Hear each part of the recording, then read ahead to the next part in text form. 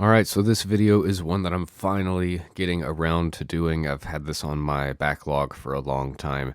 It's the Digitech GNX4. And this thing, was super cool when it came out back in the day, I think around 2005.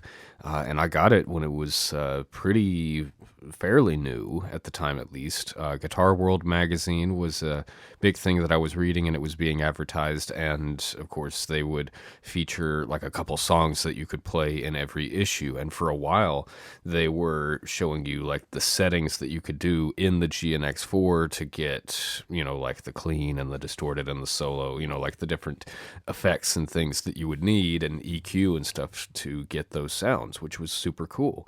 And probably had a lot to do with getting it. And, I've just, for a long time, I've wanted to do this and haven't had an idea of how I want to wrap my head around doing this.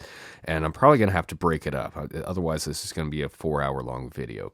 But I finally decided probably the best place to start is just with where I started with it. When I unboxed it and got it out and plugged it in, I probably played on this hybrid setting here for 2 to 3 hours before I even moved on to the next setting.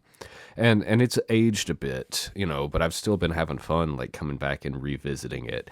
And I know so much more now than I did back in '05 or '06 whenever I got this, about just how to make it sound better than I did at the time. For one, I was probably running it into just like an amplifier and then running, the amp models and stuff like that, where really if I was using it with my Marshall or something, I should have been turning the channel stuff off and then using the different effects with it, which I was not quite doing.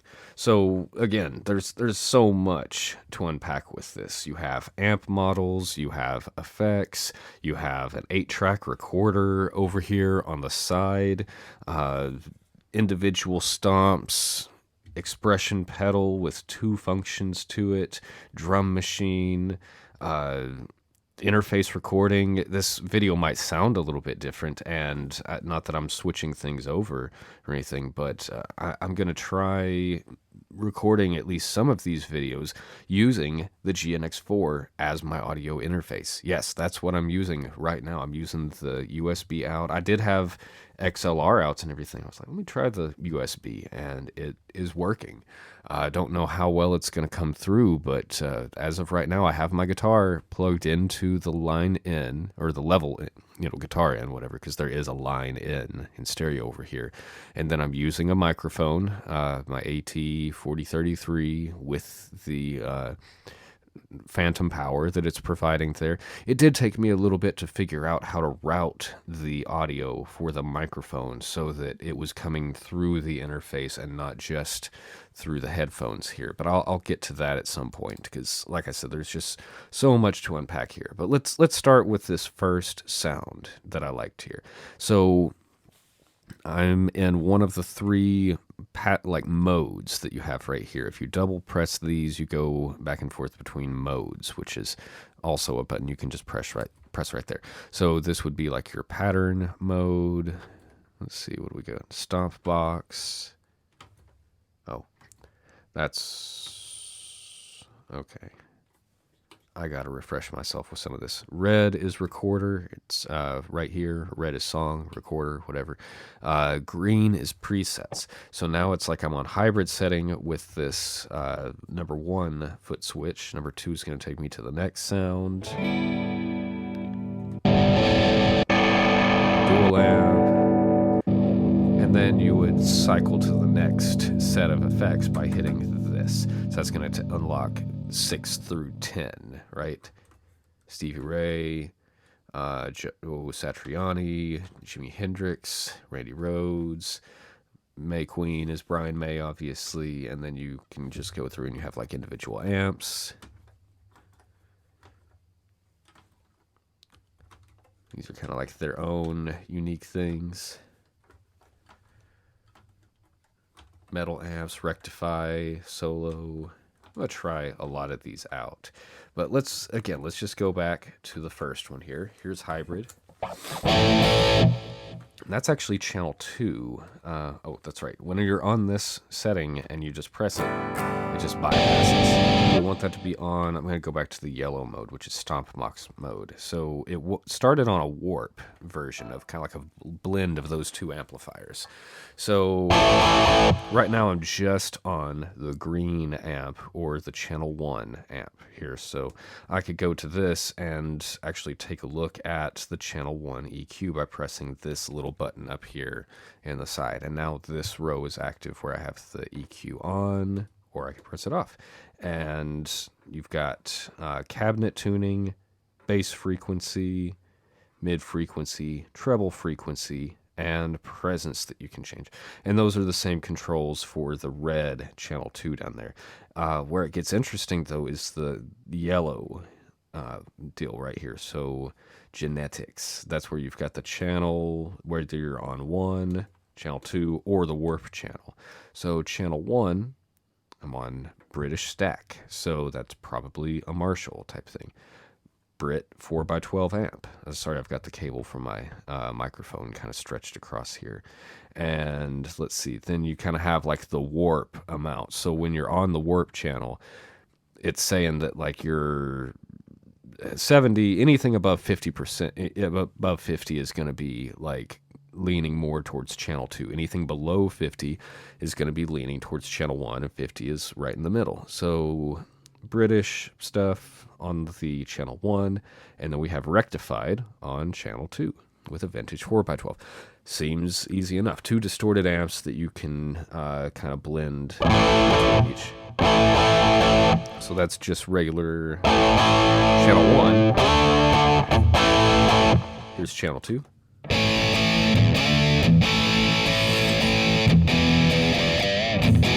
And neither of these are like the most amazing.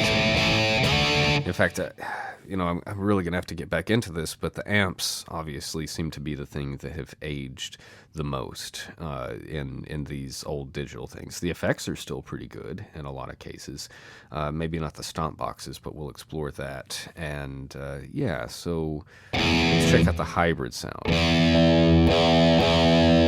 So that's that blend, but let's do some warping. So right now it's more on the rectified sound. You can go full rectified. Back towards the Marshall. Full Marshall, basically. Oh. There we go. And I gotta get that right. And notice when you go like all the way to the end, the channel basically changes right there. So that might be a way to turn off the hybrid. It's kind of annoying though. I wish it would just skip it if that was the case. Let's put it a little bit more on that side. And then down here with the tone, you can, of course, change the EQ of the channel that you're on, or like those kind of basic settings. The frequency, mid-range stuff had more to do with the cabinet tuning. So this is more how much gain you want on that channel, bass, mid, treble, interesting, and then level, obviously. If I go to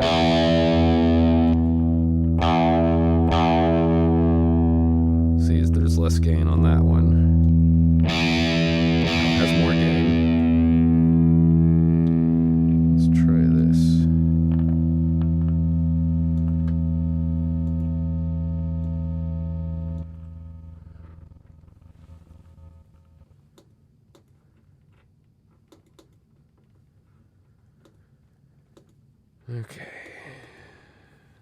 Okay, yes, the gain kind of just stays, I guess, carries over between those two, so that's interesting.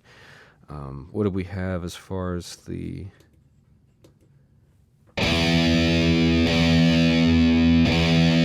Interesting. That must be like a, this carryover. Nope. They do each have their own individual thing. Let's keep going. I really just want to use this first sound as kind of a template. There's clean sounds I might dig into as well. I want to see how long this video is going to wind up going here first. But let's go ahead and look at this like matrix area that we have down beneath all that. So let's see, we have all these different options. With the RP200 that I covered, they have kind of a similar matrix here, but you only have 3 knobs that you can control, and you can only select all the way down through it. I really like just the small detail that you can go up and down through these. So let's start at the top. We have wah, and then the pickup right there. I'm not going to mess with the expression pedal very much right now. Let's take a look at the wah type, though. So you can change, between some different things. Let's see, what I really thought was interesting was more the pickup type right here. So right now I'm using a guitar with single coil pickups, but I could go single coil to humbucker,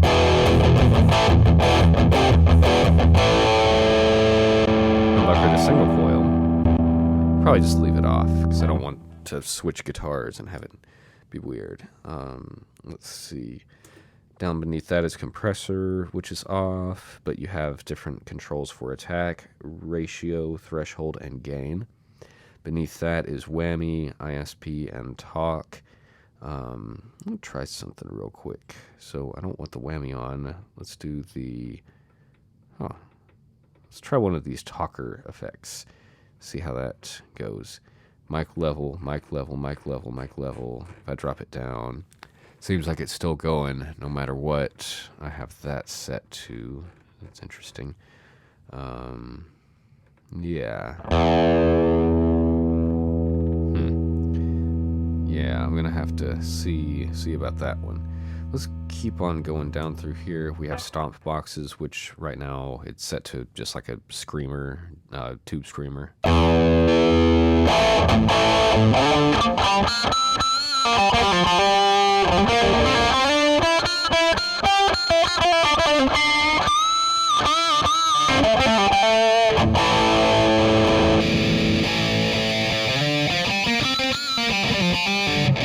Like I said, the stomp boxes in here are not the most powerful, have not aged the best. Rodent is obviously a rat.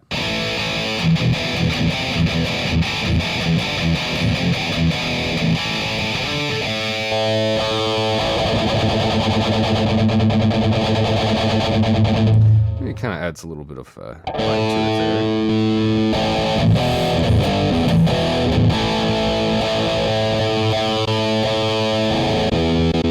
That DOD is kind of nice.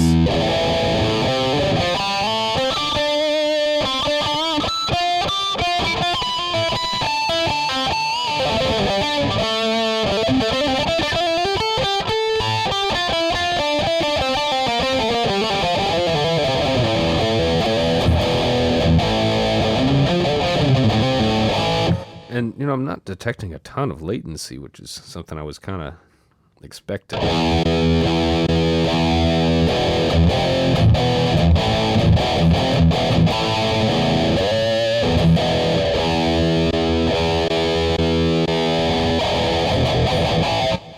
That grunge one's kind of gnarly there.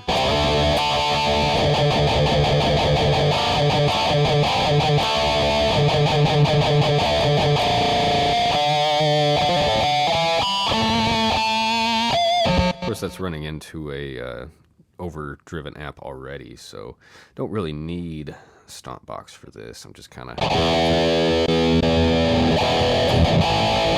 I love the metal zone. Let's just leave that off. Right. Well, I'm going to put it back to this tube screamer. Noise gate is on. Definitely very helpful if it was off. It would be noisy. Chorus and modulation. You can turn on and off with this.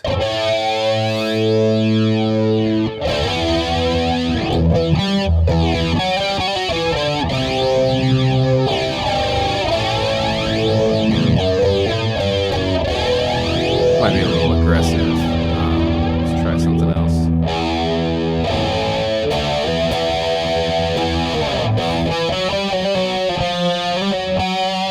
I keep messing that up.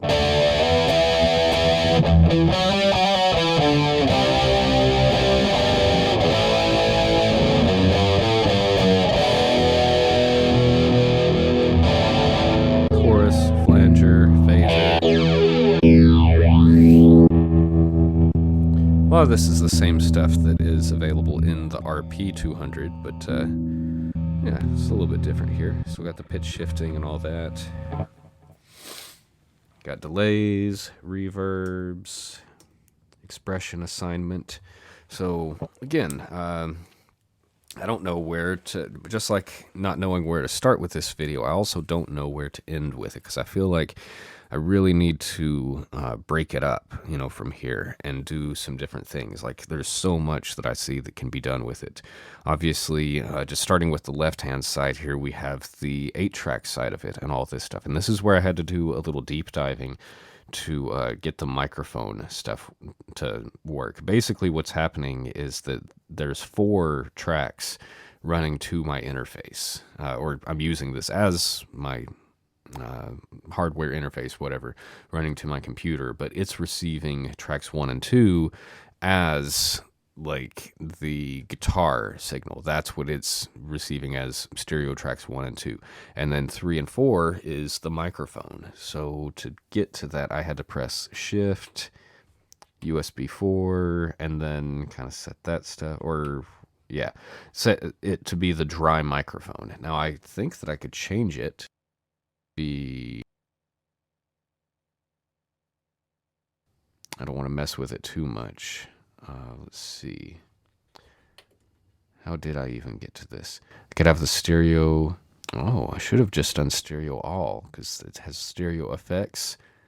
I could hear a change. I don't know if you guys can hear that, but when I go from stereo effects to stereo all, suddenly it changes a lot in the headphones that I'm hearing.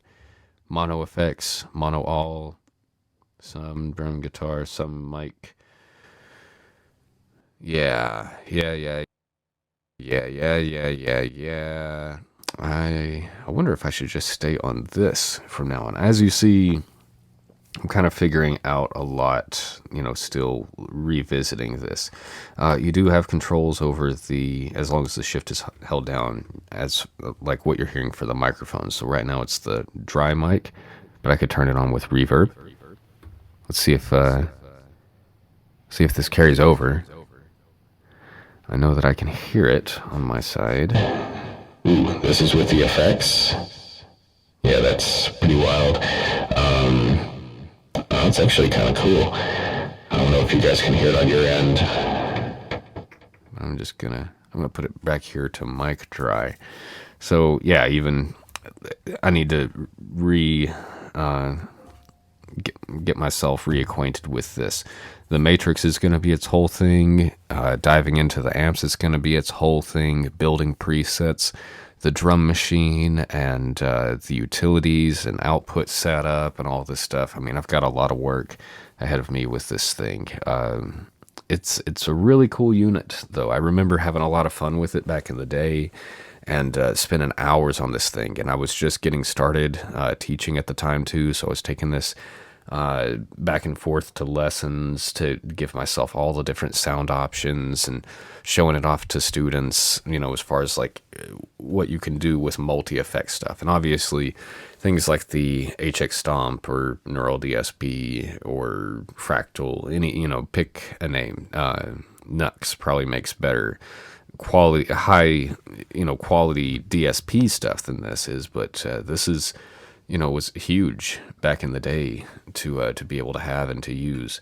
So yeah, let's go ahead and start wrapping it up for today. I did want to show real quick though, part of the reference for where I'm getting all my information and where I'll be drawing from is I actually have the owner's manual from way back in the day. Still held on to it, and this thing is pretty substantial. A lot of detail in there, but I also, in addition to that, have the GNX4 guitar workstation power user's guide, which is an extra, even larger book with even more detail. And a lot of this has to do with like the software that was included with it. And I will not be covering that, I can tell you. But yeah, like I said, this was a lot to try to bite off and chew. I hope that this somewhat stayed on track. I didn't want to deep dive on anything really with this, but yeah, let's do a little bit more research, kind of break it up from here. But I appreciate your interest in vintage, old digital gear like the Digitech, and I look forward to seeing you guys in more videos soon. Thanks.